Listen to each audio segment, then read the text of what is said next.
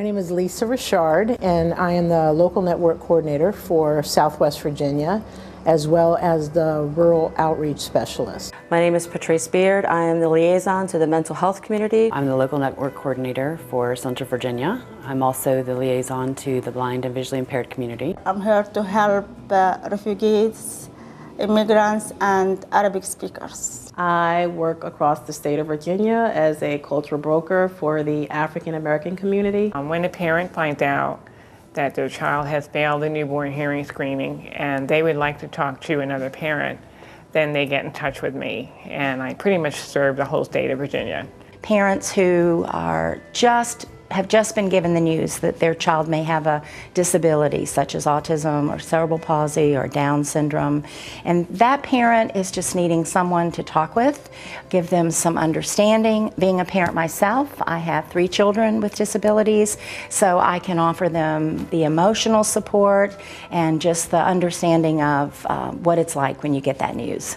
To talk to another person who has walked my walk, who knows what I'm going through, who knows what it's like to have a child with a mental health condition and that struggle, that day-to-day struggle. Living in Southwest Virginia in a rural community, I found that I was not given all the information that would help me. I was not aware that I was supposed to put my children on a waiver waiting list.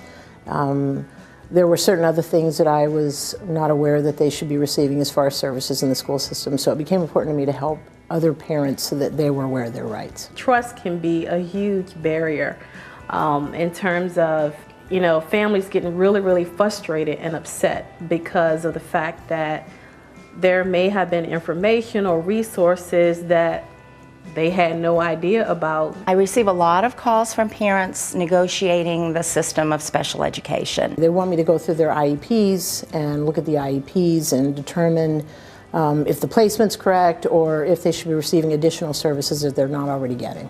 It runs the gamut. A lot of what I do is I help families brainstorm. Are you going to communicate with using sign language or no sign language?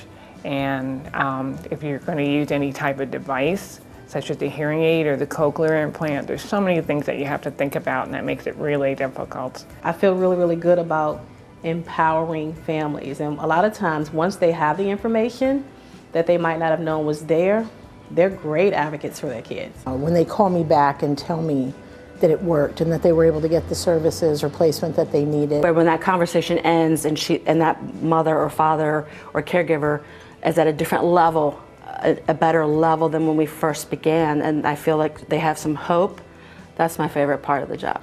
They're discovering their own strengths and figuring out the paths that they really knew all along. They just kind of needed some help getting there. Being able to share my experiences as a mom, to encourage families that they feel discouraged, to let them know there is a light at the end of the tunnel and they're not walking through the tunnel alone.